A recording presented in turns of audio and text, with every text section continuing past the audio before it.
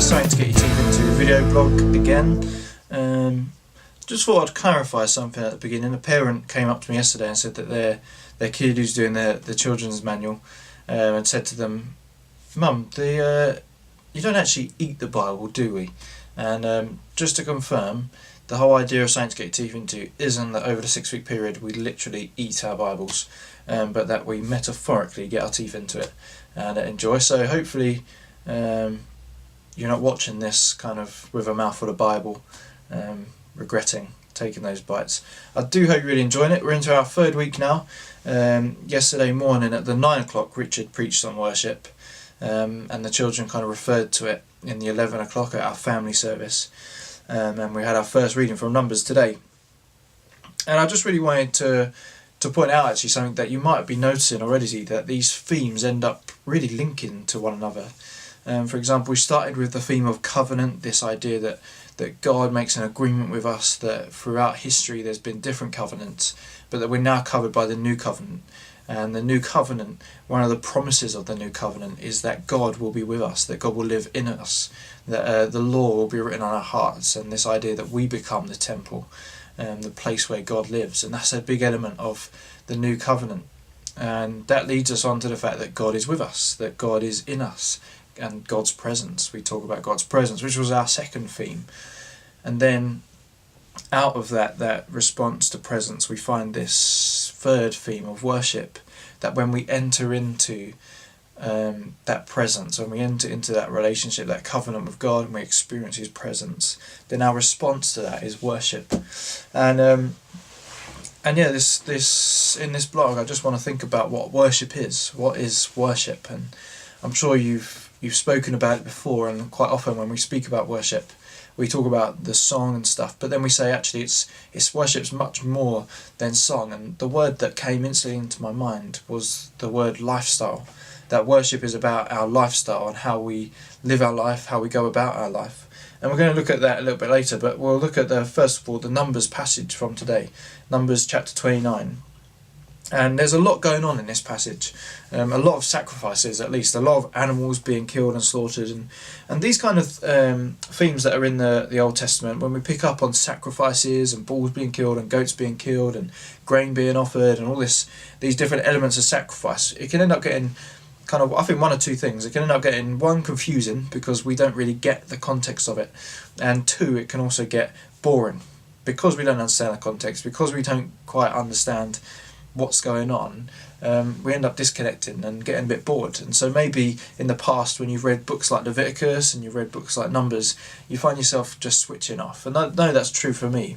And it sometimes just takes grabbing hold of a new perspective, looking at it slightly different to slowly understand. And so I just really want to talk about these sacrifices. And I really like this idea actually, that in the sacrifices, the biggest element of it is what it says, sacrifice, this idea of giving something, of handing something over to God. Place. And it was a real time of celebration, of joy, and of ushering the new year and saying, hey, this new beginnings, new chances. And as part of that, they wanted to celebrate and worship God with their sacrifices. And I think often when we think of sacrifices, we think of or we don't think much beyond the idea of the blood and the smell and just how gross and really off-putting it is. I mean, many of us, I remember I went to Brazil, and in Brazil we was walking through the shops and the markets, and we came to this butcher's, and Isaiah picked up this cow head with its eyes kind of protruding, and it had no flesh on it, so this raw kind of cow head, and he was kind of jokingly pretending to put it on his head. And I remember kind of most of the group, the boys were kind of like, that's so cool, but most of the girls were kind of like, oh, that's gross, that's disgusting. And in general, that's our reaction to the sacrifices. It's bloody, it's smelly, it sounds gross, it sounds disgusting. Thank you, Jesus, that we no longer have to do those things. But I do think we need to really press on and look into what it is that the people were actually doing. And if we recognise that actually these people wouldn't have been like us, they weren't people that, had jobs in London, that put on a suit, that had 9 to 5, and they went about their business, and they had bank accounts and credit cards, and they went to Sainsbury's and Tesco's to get their food. That wasn't how it worked for them. And most of their life would have been spent either growing crops or raising animals, cows, goats, sheep, camels, you name it, these animals, they would have been invested in, and they would have really been putting their time and effort. They wouldn't have just been turning up to the temple in their kind of suits, kind of after work, going there, turning up with their credit card, paying for a heifer and saying, 1 heifer to burn please, buying this cow and then taking it and burning it as a sacrifice. Instead, they would have been bringing their harvest. They would have been bringing their animals, the animals that they had toiled after, the land that they had dug and worked and sweated over. They would have been bringing the animals that they maybe would have been at the birth at, helping deliver that calf, helping deliver that lamb. They would have nurtured, they would have fed, they would have watered, they would have seen grow, they would have invested in these animals. They would have been proud of these animals. They would have been glad that they're raising these things up, that they were growing, that they were becoming the best that they possibly could have been. And then they brought them to the temple. They brought them, or in this case in Numbers, they were still in the desert. He would have brought them to the tabernacle, brought them to the place of worship to be sacrificed. And they weren't just bringing, the ill ones. They weren't bringing the skinny ones. They weren't bringing the offcuts of meat. They were bringing the best, their fattest calves, their fattest lambs, their best crops. They were bringing the best of what they had and offering it to God. These things that they've been invested in. Probably as they were raising this calf, this cow, and it was getting to a really kind of nice size and shape, they would have been looking at it thinking, cool, that is going to make one great barbecue. They're going to have a lovely rack of barbecue ribs on that cow. But actually then having to take it, well, not even having to, but wanting to. That's the difference. Wanting to take it to the tabernacle, to sacrifice it in joy and in obedience to God. And I think when we understand it in that regard, it brings a real challenge to us, bringing the best of what they had. And we know later on in Israel's history, they get criticised for not bringing the best, for bringing the ill sheep, for bringing the diseased ones that were going to die anyway. Because when we bring those kind of offerings, when Israel brought those kind of offerings, it was showing that they didn't really have a heart to offer God the best. And I think the challenge from this passage is, what is it that we're bringing to God? What are we bringing to God? Are we offering him the best of what we have? And as I said, as we look at one theme, often other themes come out. I hope that's happening for you as you're reading some of these passages, that as you looked at the theme of covenant, you also picked up on maybe the promises of God. You picked up on the character of God. You recognise that God is faithful. You recognise that God is good. That as we looked at presence, we recognise that actually the presence of God brings the power of God into our lives, because the passage says in the Bible that the same power in the book of Romans, the same power that conquered the grave lives in us. The presence of God that's with us is the same presence that raised Jesus from the grave. So as we look at one theme, the theme of presence, we pick up on other themes like power and grace and love. And we hope that you're finding that. And I think as you look at this week at worship, maybe the other theme, this new theme that you would have picked out from the theme of worship, is this idea of sacrifice. And I really felt that this morning when I read Numbers 29, and it led me to ask the question of, what is it that I'm sacrificing for God? What is it that I'm bringing? Am I bringing God the best that I possibly can bring him? I remember when Rob Coombs came and preached. He preached on tithing, and he preached about the fact that actually when they decided to stop tithing through direct debit and standing orders and stuff, they decided to do it on the day and put the money in the thing so that the kids could put something in, but also so that it was something that they were consciously thinking about, because they wanted to bring their best. They wanted their tithe to be the best of what they had. They wanted to be the first thing that came out of their account. That's a real challenge to us. Do we just maybe tithe for our money? Do we just give what's left at the end of the month, rather than saying at the start of the month, God, what is it you want me to give this month? And what about the time? What about time that you give God? Do you give God the kind of best of your time, the key moments of your time, or do you actually give God just the spare 5 minutes that you have left at the end of the day after you've got everything else done that you needed to? And one line stood out for me from Numbers 29. It was the verse 7, when it says, you must deny yourself. And as soon as I read that, I remembered the words of Jesus, because it's a line that's repeated by Jesus in the book of Mark chapter 8.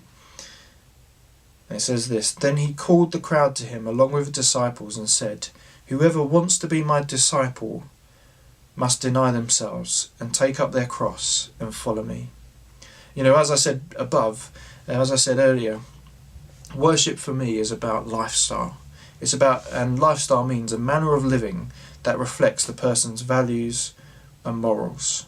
And hopefully, as we get to know God more, as we grow closer to Him, we start to become like Him. That's what the Bible calls us to be, to become Christ-like. And that means our values, our morals, our belief structures, the things that we live for, are based in Him. And when we're based in Him, our lifestyle is about Him. Our life reflects Him. And our worship becomes Him. And worship is about much more than lift up our hands. It's about our life, the way that we live for Him. Worship's about more than just singing. It's about putting God first, saying that actually, God, you are the most important aspect of my life. And then living in response to that belief. Yeah, and you'll find that when you believe that, you'll give God the biggest cow. You'll give God the best of your time. You'll give God the first fruits of your wages.